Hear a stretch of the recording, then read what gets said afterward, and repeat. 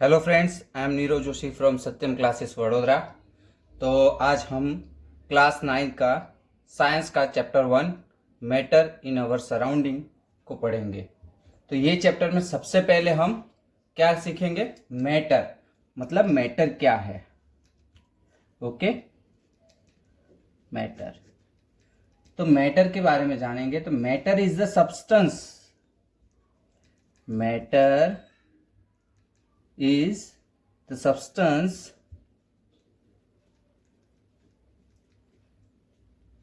which have mass and occupy space, which have mass and occupies space.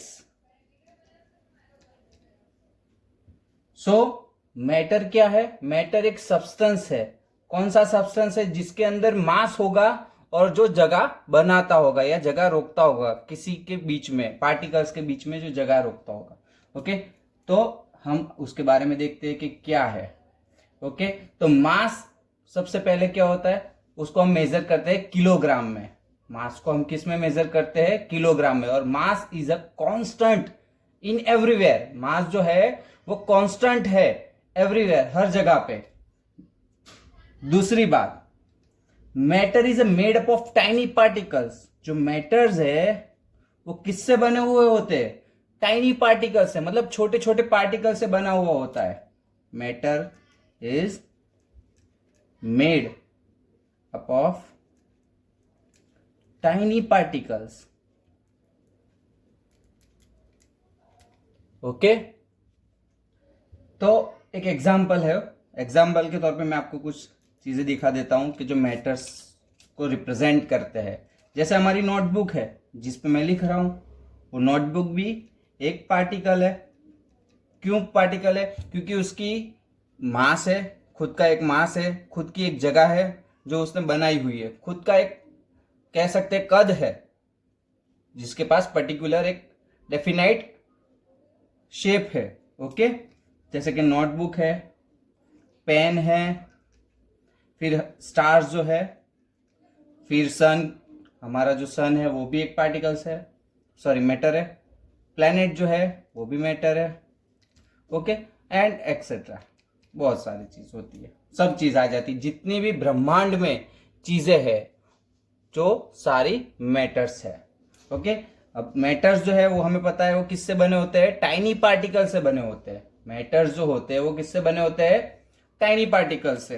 तो पहले particles के बारे में जानेंगे कि पार्टिकल्स क्या है। अब क्वेश्चन अराइज हो गया कि पार्टिकल्स क्या है। तो कुछ कैरेक्टरिस्टिक्स है, कैरेक्टरिस्टिक्स है पार्टिकल्स के regarding.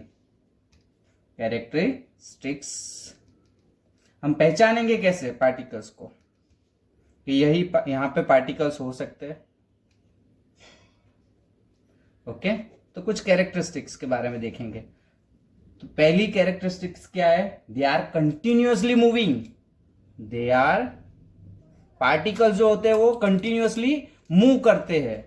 They are continuously moving. Particles move करते रहते हैं। दूसरा, they having a space between them. उनके बीच में जगह रहती है, पार्टिकल्स के बीच में जो है जगह होती है। They having space between them. Okay, third जो है हमारा वो है क्या है? They attract each other. वो एक दूसरे के साथ अट्रैक्शन करते हैं। They attract each other. Okay, वो एक दूसरे को अट्रैक्ट करते हैं। जैसे एक एग्जांपल के तौर पे मैग्नेट जो है वो आयन को कैसे अट्रैक्ट करता है, वैसे ही पार्टिकल एक दूसरे को अट्रैक्ट करते हैं। ओके, तो अब हम ये सारी कैरेक्टरिस्टिक्स को पूरी डिटेल में समझेंगे, जिससे हमें पता चलेगा कि पार्टिकल्स एक्चुअली कहां कहां प्रेजेंट है, किस तरीके से प्रेजेंट है। ओके, तो उसको डिटेल में विथ एग्जांपल्स देखेंगे। तो पहला मैं ले लेता हूं, कौन सा, कंटिन्यूअसली मूविंग। तो पहले एग्जांपल के लिए हम देखेंगे particles of matter are continuously moving.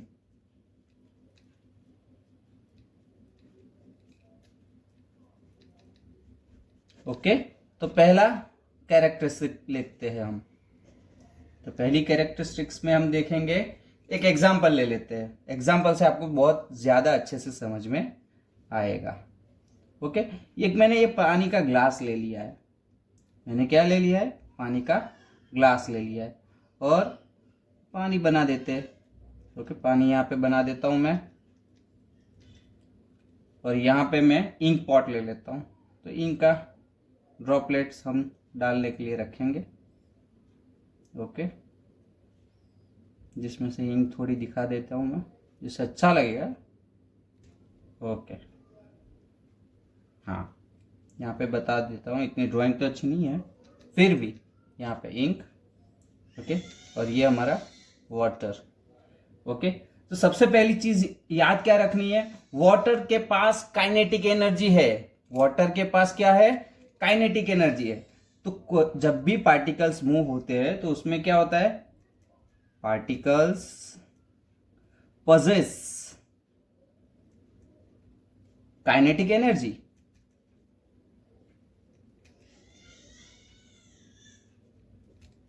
Okay, दूसरी चीज इसमें क्या याद रखनी है हमें कि एज द टेम्परेचर राइज, जैसे जैसे टेम्परेचर हम उसका राइज करेंगे, एज द टेम्परेचर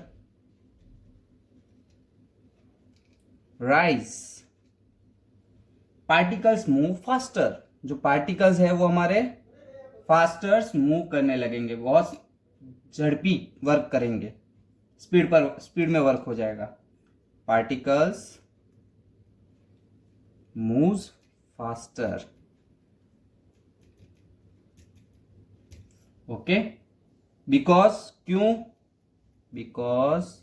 क्योंकि काइनेटिक एनर्जी इंक्रीज हो रही है, because kinetic energy increases. Okay, तो यहां पे हमें दो चीजें अच्छे से समझनी है। पहली क्या है, काइनेटिक एनर्जी होती है, किसी भी जब पार्टिकल्स मूव कर रहा है कंटिन्यूअसली, तो उसमें काइनेटिक एनर्जी के बारे में पता होना चाहिए कि कहां पर काइनेटिक एनर्जी लग रही है। दूसरा, जैसे जैसे टेम्परेचर इंक्रीज करेंगे, मतलब राइज होगा जैसे जैसे टेम्परेचर, जो पार्टिकल्स है वो क्या करेंगे, फास्टर मूव करना स्टार्ट कर देंगे। क्यों फास्टर मूव करेंगे, क्योंकि काइनेटिक एनर्जी हम क्या कर रहे हैं, इंक्रीज कर रहे हैं। ओके, तो मैंने आगे ही बताया था अभी स्टार्टिंग में कि वाटर के पास काइनेटिक एनर्जी है। ओके, तो वो उसको मैं दूसरे एक एग्जांपल से समझाता हूं। जैसे कि पानी में हमने यहां पे देख लेते हैं, जो पानी का ग्लास है, पानी के ग्लास में जब हमने इंक के ड्रॉप्स डाले, तो जो इंक का ड्रॉप्स है वो पूरे पानी में फैल जाता है। उसका रीजन आपको भी पता है, क्योंकि वाटर के अंदर काइनेटिक एनर्जी होती है, स्पीड में वर्क करता है। दूसरा एक एग्जांपल टेम्परेचर के बारे में दिखा देता हूं। तो हम जब गर्म पानी में शुगर को डालते हैं तो वो जल्दी पिघल जाती है। ओके, उसी तरह जब हम ठंडे पानी में शुगर को डालते हैं तो वो ज्यादा टाइम लगाती है पिघलने में। ओके, क्यों, उसका भी रीजन है, क्योंकि जब पानी को हम गर्म करते हैं और गर्म पानी में जब शुगर डालते हैं तो जो गर्म पानी की काइनेटिक एनर्जी है वो क्या है, इंक्रीज हो चुकी है, और जो ठंडे पानी की जो काइनेटिक एनर्जी है वो क्या हो रही है, वो धीरे धीरे, उसकी काइनेटिक एनर्जी है पर वो स्लोली उसको पिघलाएगी। ओके, तो हमें पता चल चुका है कि जहां पे काइनेटिक एनर्जी होगी वहां पे पार्टिकल्स मूव कंटिन्यूअसली होंगे। अब मूवमेंट कौन से पार्टिकल्स में किस तरीके से होगा, मूवमेंट वो भी जरूरी है हमें मूवमेंट जानना, कि सॉलिड में कैसा रहेगा, लिक्विड में कैसा रहेगा। ओके, और तीसरा है गैसिस में कैसा रहेगा, मतलब गैसियस मोड में कैसा रहेगा। जो सॉलिड है उसमें मिनिमम रहेगा, जो मूविंग ऑफ पार्टिकल है वो मिनिमम रहता है।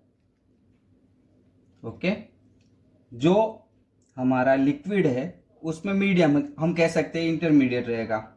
यहां पे लिख देता हूं मोर इन लिक्विड।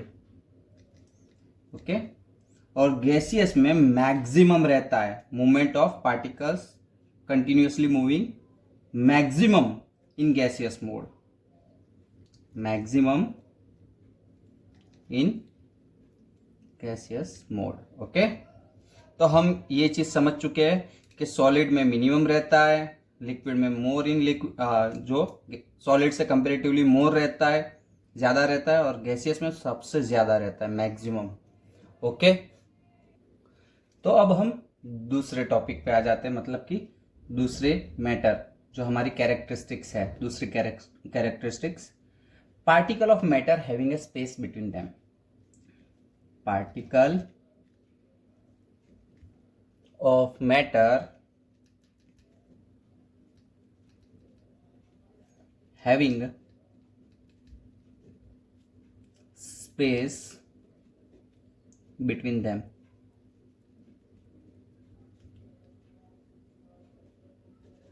ओके, तो हमें अब जो स्पेस के बारे में जानना है कि स्पेस में कैसे रहते पार्टिकल। तो जो भी मैटर्स के पार्टिकल होते हैं उनके बीच में खाली जगह होती है।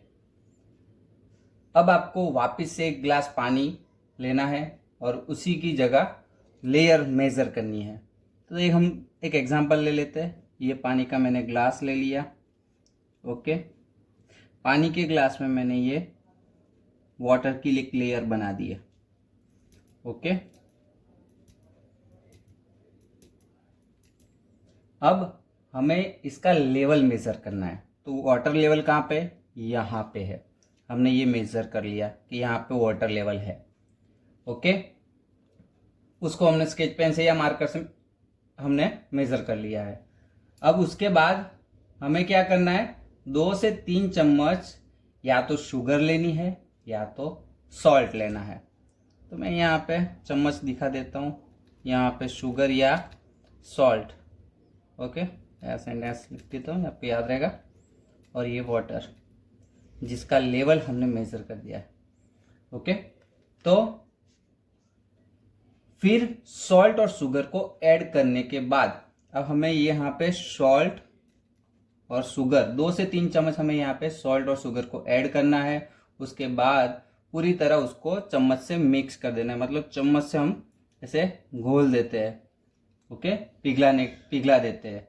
ओके, मिक्स करने के बाद जब शुगर या सॉल्ट पानी के ग्लास में पूरी तरह से मिक्स हो जाए तो आपको फिर से वाटर लेवल चेक करना है। तो जब हम यहाँ पे जो शुगर या सॉल्ट ऐड कर दी है, ओके, और यहाँ पे जो शुगर और सॉल्ट जो है ऐड करने के बाद उसको मिक्स करने के बाद हमें वापस से ये वाटर लेवल मेजर करना है। तो हमें पता चलेगा कि वाटर लेवल तो वैसे का वैसा ही रहा, वो तो इंक्रीज हुआ ही नहीं। क्यों इंक्रीज नहीं हुआ, हमें तो ऐसा होना चाहिए था ना कि 2 से 3 चम्मच हमने शुगर या सॉल्ट डाला है तो उसका वाटर लेवल इंक्रीज होना चाहिए था, पर वो इंक्रीज नहीं हुआ, वो वैसे का वैसे था। उसका रीजन क्या है, तो उसका रीजन ये है कि हमें पता चल जाएगा कि जो भी वाटर के पार्टिकल्स है उसके बीच में जो खाली जगह होती है, और ये खाली जगह किसने ऑक्यूपाई कर ली है, मतलब ये पार्टिकल्स जो है उसके बीच में जो खाली जगह थी वो खाली जगह को शुगर या सॉल्ट के पार्टिकल्स ने ऑक्यूपाई कर ली है, जिससे वाटर लेवल वैसे का वैसा ही रहा। मतलब कि ये जो शुगर थी उसने वही खाली जगह को भर दिया है, इसीलिए वाटर का जो लेवल है उसमें किसी भी प्रकार का या किसी भी टाइप का इंक्रीमेंट नहीं हुआ है। तो इससे हमें पता चल गया कि जैसे ही हमने सॉल्ट डाला या शुगर डाला, पानी को घुमाया, कुछ नहीं हुआ, वाटर लेवल इंक्रीज ही नहीं हुआ। तो हमें पता चल रहा है कि यहाँ पे इन दोनों के बीच, वाटर मॉलिक्यूल्स के बीच में कुछ पार्टिकल्स के लिए जगह बची थी, स्पेस थी। ओके, तो वो स्पेस किसने फिल कर दी? शुगर या सॉल्ट ने फिल कर दी है। तो उसका भी एक देख लेते हैं। The space between particles. Okay, तो पार्टिकल्स के जो बीच में जो स्पेस होती है वो कौन से स्टेट में कैसी होती है? जैसे कि हमारा सॉलिड स्टेट है, तो सॉलिड्स में कैसी रहेगी, लिक्विड में कैसी रहेगी, ओके, और गैसियस में कैसी रहेगी। तो तीनों के बारे में देखते हैं। तो सॉलिड के अंदर मिनिमम रहेगी, minimum in solid. Okay, liquid में कैसी रहेगी? वही वापस से मोर इन लिक्विड्स। और सबसे ज्यादा स्पेस किस में रहेगी? गैस के अंदर। जो गैसियस स्टेट है हमारा, उसके अंदर मैक्सिमम जो हमारी स्पेस, पार्टिकल्स के बीच में स्पेस रहेगी।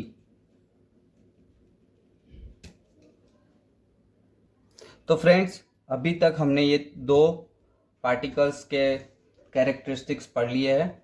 ओके, थर्ड कैरेक्टरिस्टिक्स हम नेक्स्ट लेक्चर में कवर करेंगे। तो फ्रेंड्स, हमारे इस वीडियो को आप लाइक करें, सब्सक्राइब करें और शेयर करें। और किसी भी टाइप का डाउट वगैरह आपको आता है तो आप मुझे कमेंट करके बता सकते हो। और thank you for the watching our video.